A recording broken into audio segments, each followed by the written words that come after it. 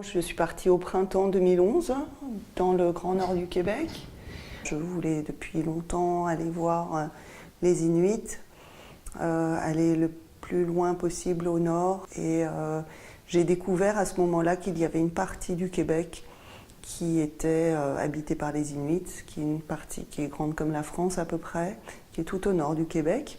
Il s'agit d'un rêve que je faisais quand j'étais plus petite, un rêve récupérant.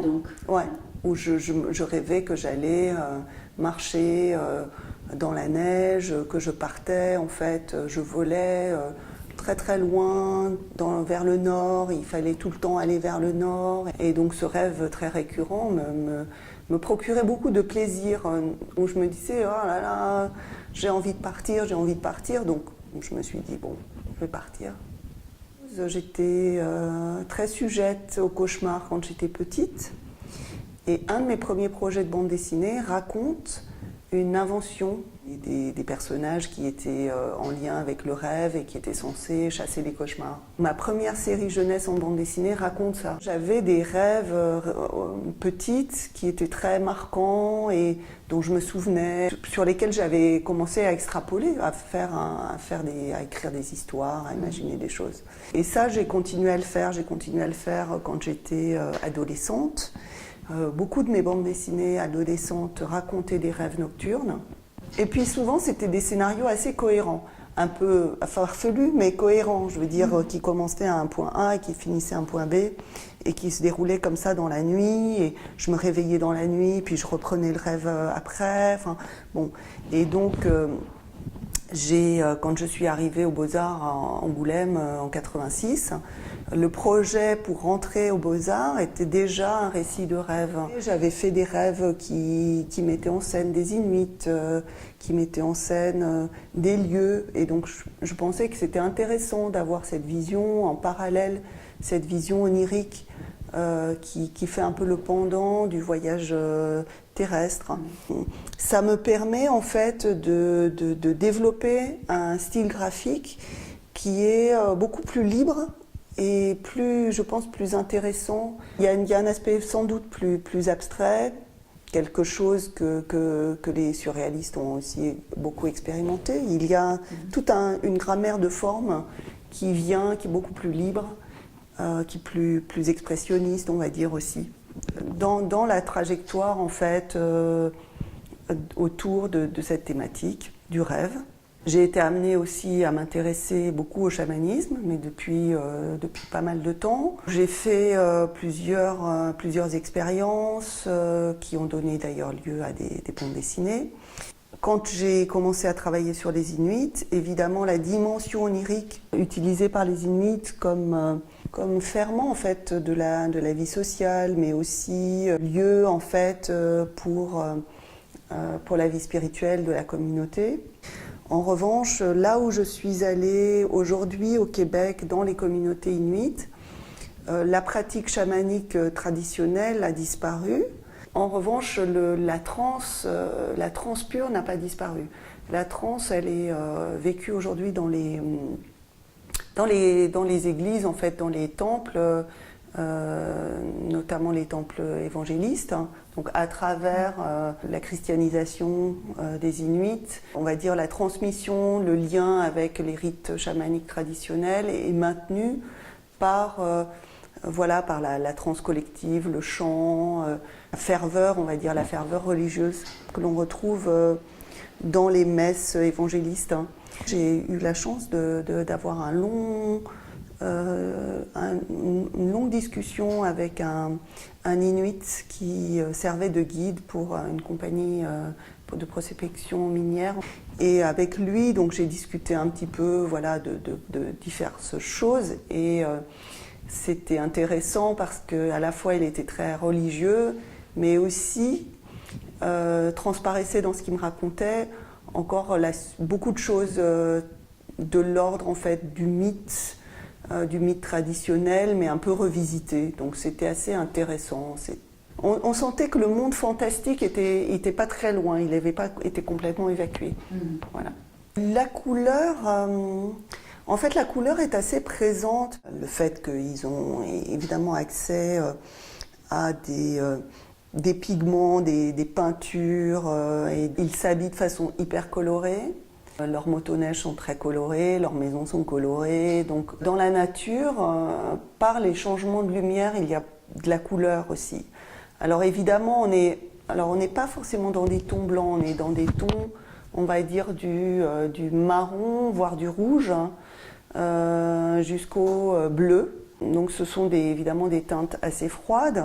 Par contre, là aussi, quand j'y étais, on le voyait déjà, il y a des endroits où le sous-sol est plein de fer. Les pierres sont très très rouges.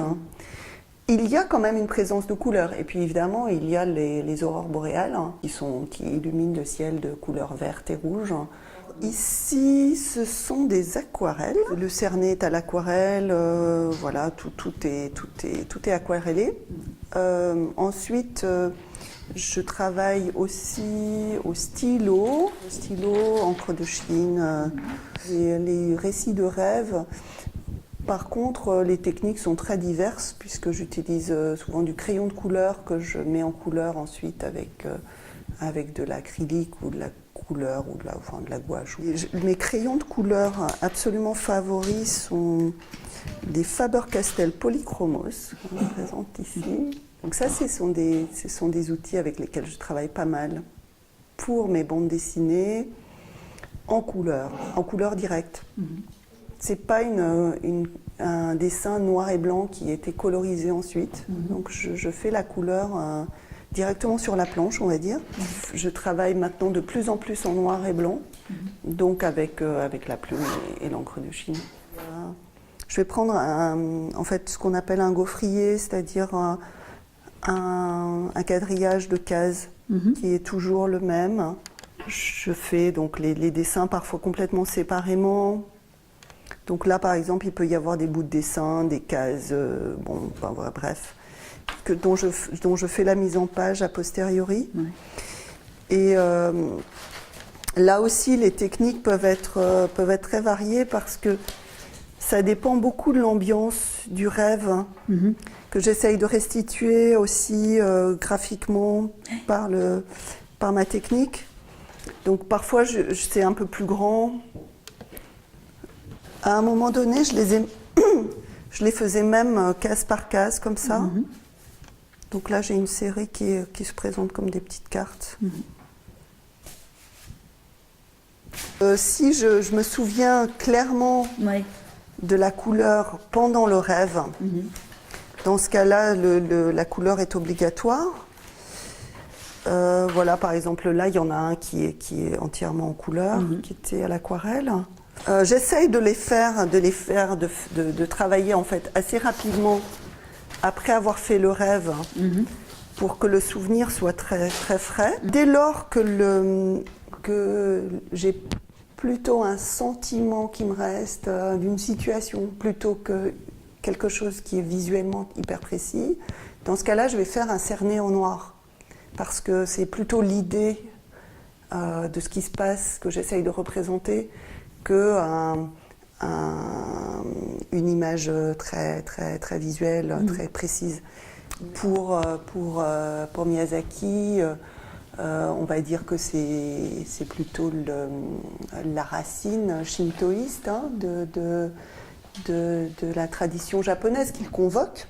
Le lien avec moi, on peut le faire assez simplement dans le sens où je suis née à Taïwan. J'ai grandi dans une société, enfin quand j'étais enfant, j'ai grandi dans une société où la présence, on va dire, des esprits était quotidienne, tout à fait acceptée, logique. Le monde chinois et le monde taoïste est polythéiste. Et même quand je suis rentrée après en Occident avec mes parents, comme mon père est un spécialiste du taoïsme, il y avait toujours ça présent en fait à la maison. Moi, je travaille en fait plutôt autour de mes propres représentations. Justement, le travail sur les rêves m'intéresse aussi pour ça parce que justement, c'est tout ce monde un petit peu flou entre notre imaginaire et le réel prend forme à cet endroit-là. Je travaille en fait sur un récit de fiction Je suis déjà à la 4e version au moins du scénario. J'espère que je pourrai l'aboutir cette année. Et ce qui était un petit peu long en fait à mettre en place pour moi, c'était par exemple la situation sociale. Bon, elle est souvent décrite dans le Grand Nord, elle est difficile. C'est un endroit où les gens souffrent beaucoup. Il y a beaucoup de violences conjugales, il y a beaucoup de suicides. Donc c'est triste en fait, c'est triste, c'est lourd, c'est violent.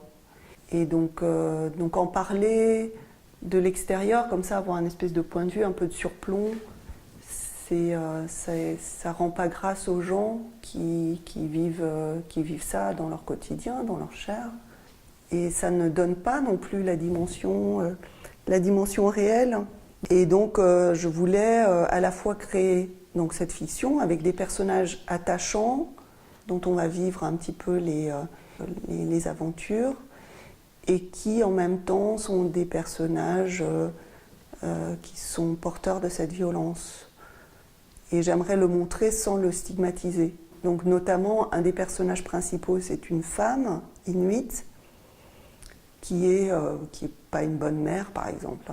Elle est à la fois très, très croyante, elle est à la fois très violente, elle s'occupe pas bien de sa fille, mais en même temps elle a un compagnon. Je voulais pas non plus forcément faire un compagnon d'être dans le cliché, l'Inuit qui bat sa femme. En même temps, la violence conjugale, elle est présente, donc il faut quand même la montrer. Mais être uniquement dans l'homme qui bat sa femme, c'est rien dire sur la complexité de leur lien. Il faut quand même montrer qu'elle aime cet homme et qu'elle va finir par le tuer. Et puis en plus, je voulais écrire à travers ça une histoire d'amour avec une fin heureuse. Donc je me suis un peu pris la tête, j'espère que je vais m'en sortir. Voilà.